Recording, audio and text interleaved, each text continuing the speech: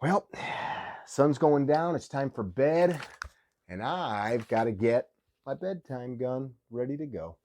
Mickey with CarryTrainer.com. Let's talk bedside loadout, the setup that we do next to our bedside before we go to sleep. First things first, what's the desired end state? What's the goal? Let's paint a picture. You're in bed. Maybe the kiddos are in bed. You got your lady or your man next to you. Maybe you're alone. And the unthinkable happens. In the midst of your slumber, you are startled awake by breaking glass, a crashing door, footsteps, screaming, somebody in the room, the worst of all. And now you've got to go from 0 to 100 in an instant. That's something that I think we'll come back to a few times in this discussion. So what's the right or wrong way? You know, if you talk to the president, he'll tell you get a double barrel shotgun, not this thing, but a double barrel, and just shoot a couple rounds up into the air, and that'll scare the bad guy off. Of course, that's stupid. We're not going to do that. So some considerations. I think training, paramount, right? So let's assume, we got to make some assumptions here because we're not all the same people. I'm going to reach and grab something. So I've got my daily carry Glock. This is a G48 9mm. Boresight Solutions sexed up. It's got Ameriglow sights, Apex trigger, Benz Razorback. This is carried in a Dark Star Gear holster. Excellent holster. Great gun. And of course I carry it. This one's unloaded for filming with my Supervel solid copper hollow points. So chances are this is probably going to be the gun that I'm going to have with me most everywhere. I travel a ton, so I find myself in Airbnbs, hotels, etc.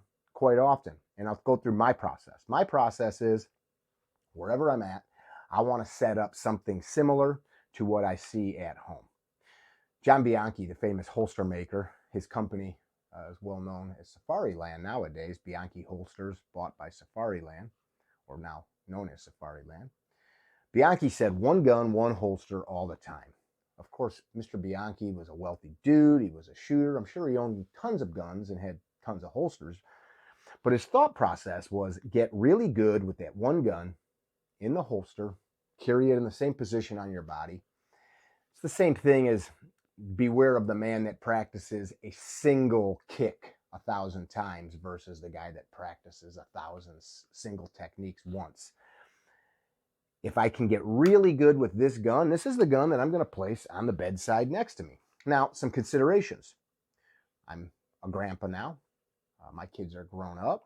So for the most part, I have no little ones around me at night unless granddaughter was sleeping over or I was a guest in somebody else's home. So some considerations. Who might gain access to your firearm that you don't want? How sound of a sleeper are you? You know, in my younger years, I could sleep through freight trains. I literally twice slept through a hotel room being invaded in Central America. 2 different occasions on mission trips. I think I've told some of these stories once. I woke up one time to the 2 adult men that were chaperoning us on a missionary trip holding a mattress against the door. And I'm like, what's happening? And they're like, somebody kicked the door down in the middle of the night. I slept through. Actually, I didn't wake up to that. I woke up to the mattress leaning against the wall and policemen in the room in Guatemala. And I slept through all of it. Now you like breathe and I wake up, right? Just, you know, sleep the same when you're older. What is your sleep quality? What's your ability to control the space around you? If I had little ones, how would I deal with that? I would keep mag in, chamber empty, and if I got up, I would have to stroke that slide to put that gun into battery. Now, somebody could say, that's stupid. Unloaded chamber's a dead gun. That's a whole other argument. But if I had little people, that would be a significant consideration. From a tactical standpoint, this is something that could give away your position, let people know you're there. Arguments could abound. But from a pure safety standpoint, I'd like that.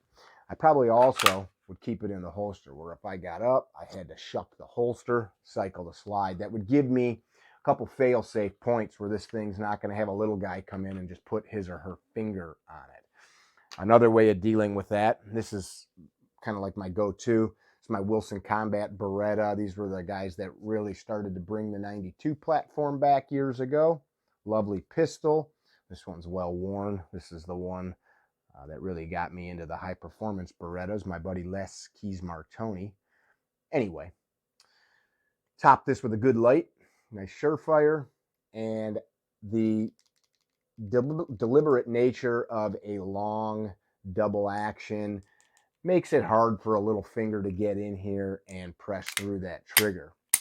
This is a great way of adding more layers. This is a 92G. I'm not sales pitch for this gun, so it's decock only. If you had a model with a manual safety, you may have the safety selector engaged as well. So from a pistol standpoint, I think redundancy to your carry gun is very important. How important is a weapon-mounted light? Well, I think it's really important because now we're talking about nighttime activities, right? What we don't want to do is walk around the house searching with this light. Where our light goes, so too goes our muzzle. There are literally police agencies, including one of the largest police agencies on the planet, that have prohibitions against law enforcement using these things. Check out New York City if you don't believe me. Which is why we might want to have our handheld. And for me, I carry this Surefire on the daily. This is a great light. This one's been around for years. This is the EDC-L1-T, for those of you that are wondering. This one's got a tail cap, gentle on, puts a little bit of light, more pressure, brings her to full illumination. Different versions of this out there. Not a sales pitch for the light either. I love the light. So for me, I'm going to want to stage the stuff that's in my pocket. I try to, when I go places, home, friend's house, hotel, wherever, I try to sleep on the side of the bed with a nightstand that is just like it is at home. So if I get to my hotel, I get to my destination. Once it's time for bed, I place my stuff on the table next to my bed. If I don't have that, and I'm, say, on a blow-up air mattress on somebody's floor in the basement, which has happened, not often, I will put that stuff on the floor next to me. And I will close my eyes, and I will put my hands to it, just like that. I will put my hands to it. Let me show you closer. It's not a joke. I will take the stuff, put it on the table, close my eyes, put my hands to it. I'll put my hands back in my lap, put my hands to it. Because I want to make sure that I know where they're at. If I get up to go take a pee-pee in the middle of the night, if I have the presence of mind, I'll put my hands to it. Now, this is not paranoia. I'm going to go through the trouble of setting this stuff up as a fail-safe, right? It's a fire extinguisher. It's a life preserver. I want it accessible. I'm going to set it up how I want it. I'm going to definitely orient it in a way that's advantageous to me grabbing it and going to work. Talk more about that stuff in a minute. Shotgun considerations. This is my favorite. I have some of these, we'll say that. This is a Mossberg 500. I prefer the Remington 870 action, but the Mossberg 500, the reason I like that is this. I shoot a long gun left-handed. I'm a right-handed individual. I came to this earth right-handed, but the top-mounted safety here allows me to activate it a little easier than me using, I'll grab the Beretta we had out earlier. Up this gun's on safe, got to close the bolt to actuate the safety. The safety for me here, I would have to reach under the trigger guard, so it's not as comfortable to action that. That being said, this isn't a pitch on what shotgun to use or not use. It's more of a thought process about how you're setting this stuff up. Back to the earlier conversation about children. You could set this gun up, bedside, empty chamber, magazine tube full, and chamber empty. So that all you had to do was cycle the action to load the gun. You could sleep with it. That would be, for a lot of us, we consider that cruiser carry. So again, chamber's empty, magazine tube's full. All you've got to do is cycle the action and load the gun. My gun is empty for the purpose of the video. Got a good light on here, nice and bright. This is a very simple push on and off. I don't know this company. I bought this years ago. Azetta is this brand. It holds a lot of different lights. It clamps onto the tube. This is made in the USA. It's one of the reasons I found it. It's pretty durable. This is actually a really inexpensive, like $30, very high output light. I bought on Amazon to test this, and it's been on here for like 5 years, 8 years maybe. One of these, the big monster batteries. I forget which number they are. Some of you geeks are going to be like, it's the 18650. You guys know these batteries. So they're rechargeable. Again, not a sales pitch for this setup, but I found this to be quite durable. This Azetta is the brand. I believe I bought it on Amazon, but it was USA made, and it accommodates slightly different size light tubes based on the way that you clamp it down. Food for thought. But I like the idea of having a light. I like the idea of a long magazine tube. I like the idea of having some backup ammunition. Buckshot is a showstopper. It is a showstopper. That's not Mickey talking. That's go look through any gunfight data. Buckshot stops individuals. Buckshot also can overpenetrate, so you've got to know what's going on. How about carbines? Carbino. Let's clear this blaster out. Start to see a theme here with a light. If I went to sleep, I would have that dot on. Same thing, I could carry this cruiser ready, so that would be bolt closed, mag in, safety on, and if I needed to, I'd get up, stroke the bolt, and I'm ready to go to work. The safety would be engaged as we would want it to, and we'd have a loaded firearm with that light ready to go, right? This one's also got a laser beam. You guys can't really see it. It doesn't look too cool from your perspective, but I've got that zeroed at 25. So it's got that option if you're into that sort of thing. How would I stage these things? Right here, right where I can put my hands on it. So how we keep the condition of the weapon is going to be dependent on you. If I was alone or my children were old enough that they could not get at my firearms, perfect. I would keep the thing loaded up, safety on, right? Same with this. I'm not unloading this thing unless there are little people that can put their hands on it, or some other person that can get their hands on it that I don't want to. That brings up a few other questions. Layers of protection. So when we think of our personal security, let's think circles of protection. I think a great document to read. I wonder if I have it here. I know I've got one in one of the bookcases in the offices, but it's the U.S. Marine Corps' manual for protecting properties. I won't say celebrated, we just recognized the 41st anniversary of the bombings in Beirut, Lebanon, on the Marine Corps barracks. Over 240 Marines died, and dozens of other people, including French troops. After that, the Marine Corps really changed the way that they protect those buildings. And they knew it then, but our government kind of hamstrung them. It's a great book that you can order online, and you can look at this very basic doctrine. There's some real like high level stuff in there, like, you know, for guard towers and all kinds of stuff that doesn't really apply, but the principles apply. So we want to think about layers or rings of protection around us. It doesn't just end with the lock on your door.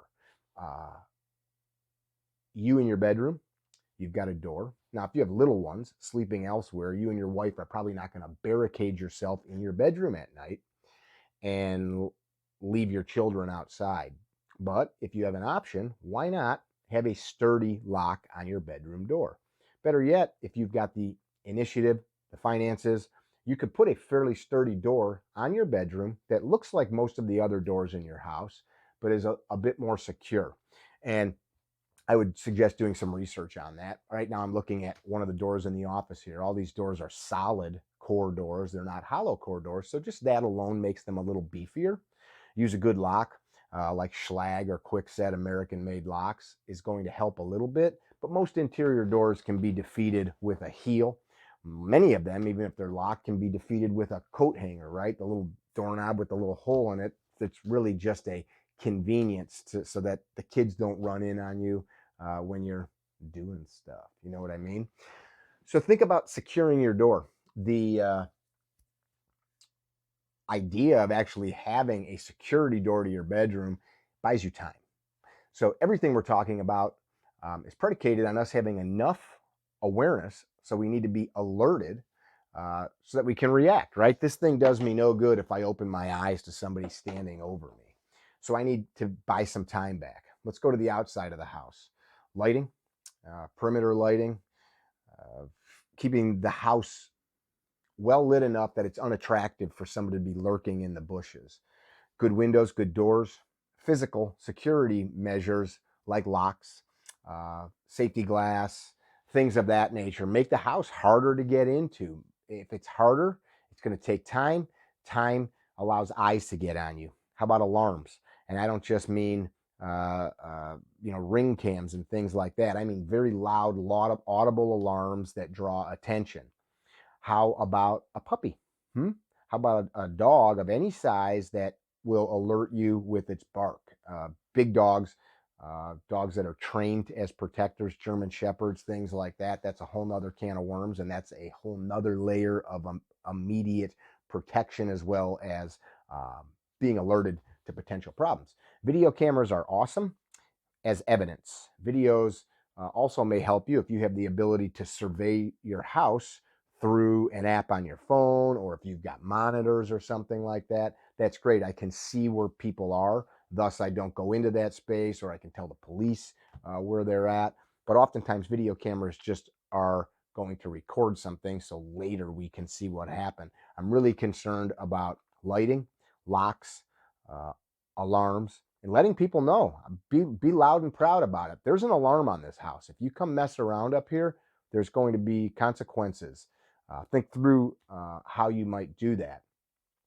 If somebody has breached your home and has gotten all the way to you, now you've got to fight. Have you thought about lines where your children or other people are in the house if I've got to deploy buckshot or a rifle round? Is the ammunition that I'm choosing going to dump its energy into the tissue of the attackers, or is it going to overpenetrate and continue going? What's the construction method of your house?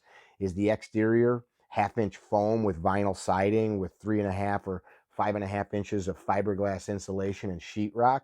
I can shoot a pellet gun through that, let alone a high-velocity rifle round or buckshot or slug or something like that. So start to dig in and think about, if I have to deploy this firearm, where's those rounds going to go?